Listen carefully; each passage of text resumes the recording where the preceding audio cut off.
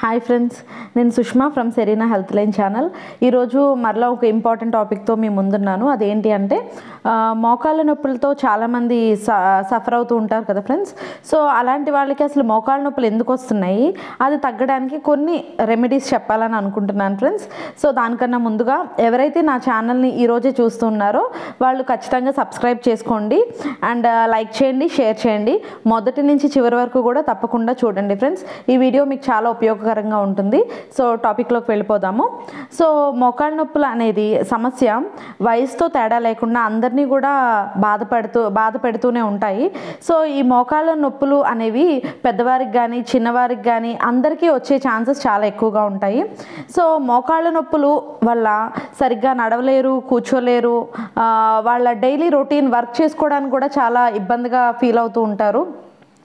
So మోకాళ్ళ నొప్పులు వచ్చినప్పుడు భరించలేని నొప్పి అనేది వాళ్ళకి సహజంగా కనిపిస్తూ ఉంటుంది. మోకాళ్ళ నొప్పులు స్టార్టింగ్లో కాళ్ళ దగ్గర వాపులాగా స్టార్ట్ అవుతాయి. అది తీవ్రమైన మోకాళ్ళ నొప్పులుగా చేంజ్ అవ్వడానికి ఒక 2 to 5 years టైం పడుతుంది. సో మొదట్లోనే మనం రికగ్నైజ్ చేసి దానికి తగిన జాగ్రత్తలు తీసుకున్నట్లయితే మోకాళ్ళ నొప్పుల నుంచి మనం ఆ నొప్పులు రాకుండా మనం దాని నుంచి ప్రివెంట్ చేసుకునే ఛాన్సెస్ ఉన్నాయి. అవేంటి అనేది నేను మీకు చెప్తాను ఫ్రెండ్స్. మొదటిగా అసలు మోకాళ్ళ నొప్పులు రావడానికి చాలా కారణాలు ఉన్నాయి. మొదటి కారణం ఏంటి అంటే ఊబకాయం లేదా స్థూలకాయం. అధిక బరువు ఉన్న వాళ్ళకి ఎక్కువగా మోకాళ్ళ నొప్పులు వస్తూ ఉంటాయి. అండ్ ఎవరైతే కొన్ని దీర్ఘకాల వ్యాధులు ఉన్నా కూడా కూర్చొని ఉంటారు కదా, అట్లాంటి వాళ్ళకి కూడా మోకాళ్ళ నొప్పులు వస్తూ ఉంటాయి ఫ్రెండ్స్. సో మనం కంపేర్ చేస్తే కనుక మేల్స్లో కన్నా అంటే పురుషుల్లో కన్నా స్త్రీలలో మోకాళ్ళ నొప్పులు ఎక్కువగా ఉంటాయి అన్నమాట. ఆ మోకాళ్ళ నొప్పులు అధిక బరువు వల్లే ఎక్కువగా ఈ నొప్పులు రావడం అనేది మనం చూస్తూ ఉంటాము. సో ఎవరైతే ఎక్కువగా లాంగ్ అవర్స్ నుంచొని పనిచేస్తుంటారో అలాంటి వాళ్ళల్లో కూడా మోకాళ్ళ నొప్పులు కనిపిస్తూ ఉంటాయి. అండ్ వయసు పెరిగిన వారికి కూడా అంటే ఓల్డ్ ఏజ్లోకి ఎవరైతే వెళ్తూ ఉంటారో అలాంటి వాళ్ళల్లో కూడా మోకాళ్ళ నొప్పులు వస్తూ ఉంటాయి.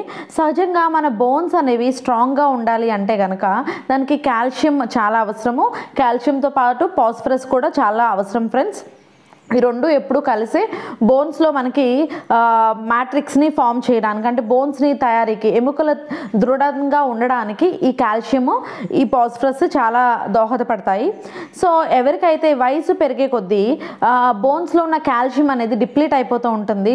సో విమెన్లో ఎక్కువగా వాళ్ళకి స్పైనల్ కార్డ్ పెయిన్స్ కానీ మోకాళ్ళ నొప్పులు ఎక్కువగా వస్తూ ఉంటాయి. వాళ్ళు బరువు వల్ల అవ్వచ్చు, లేకపోతే కాల్షియం అనేది డిప్లీట్ అయిపోతుంది. సో వాళ్ళు ఏం చేయాలి అంటే మొదటిగా ఊబకాయం, ఎవరైతే స్థూలకాయంతో ఊబకాయంతో బాధపడుతున్నారో వాళ్ళు వెయిట్ రెడ్యూస్ అవ్వాలి. ఇది బెస్ట్ టిప్. వెయిట్ రెడ్యూస్ అవ్వాలి అంటే సరైన వ్యాయామం అనేది ఖచ్చితంగా వాళ్ళు చేస్తూ ఉండాలి. సో ఏరోబిక్ ఎక్సర్సైజెస్ కానీ, స్విమ్మింగ్ కానీ, వాకింగ్ కానీ ఇలాంటి ఎక్సర్సైజెస్ చేయడం ద్వారా వాళ్ళు బరువు కంట్రోల్ చేసుకున్నట్లయితే మోకాళ్ళ నొప్పులు ఆటోమేటిక్గా తగ్గిపోతాయి ఫ్రెండ్స్. సో ఏజ్ పెరిగే కొద్దీ అని చెప్పాను కదా ఫ్రెండ్స్, ఏజ్ పెరిగే కొద్దీ కాల్షియం డిప్లీట్ అయిపోతూ ఉంటుంది కాబట్టి వాళ్ళ ఆహారంలో కాల్షియం ఫుడ్స్ అనేవి తీసుకోవాలి. అంటే పాలలో కాల్షియం ఎక్కువ ఉంటుంది, రాగుల్లో కాల్షియం ఎక్కువ ఉంటుంది.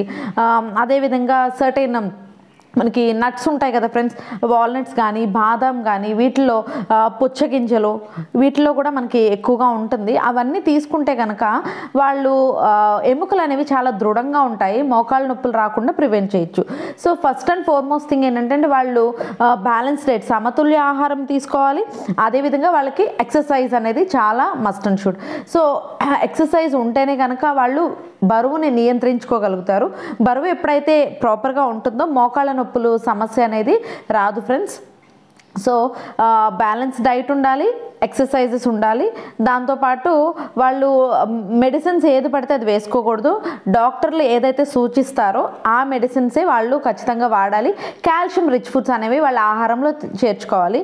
సో చిన్నపిల్లలకి ఏ విధంగా అయితే గ్లాసు పాలు చిన్నప్పుడు ఎదగడానికి గుడ్డు పాలు ఎట్లా అయితే సజెస్ట్ చేస్తామో, ఏజ్ పెరిగిన తర్వాత కూడా కాల్షియం రావాలి అంటే ఖచ్చితంగా విమెన్ 100% 1 glass మిల్క్ అనేది వాళ్ళు తీసుకుంటూ ఉండాలి. సో పాలల్లో ఉన్న కాల్షియం అనేది వాళ్ళకి లభించినప్పుడు ఎముకలు దృఢంగా ఉంటాయి, మోకాళ్ళ నొప్పులు రాకుండా ప్రివెంట్ చేయొచ్చు.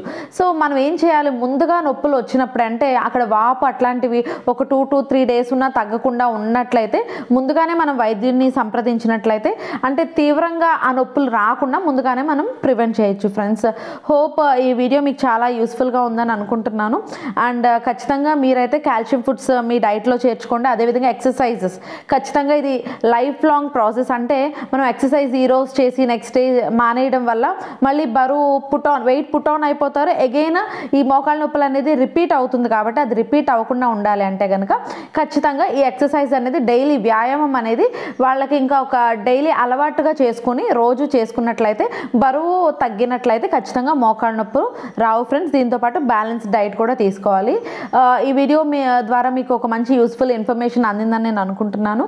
సో ఒక మరో ఇంపార్టెంట్ టాపిక్తో మరలా మీ ముందుంటాను friends. Thank you for watching my video. Bye friends.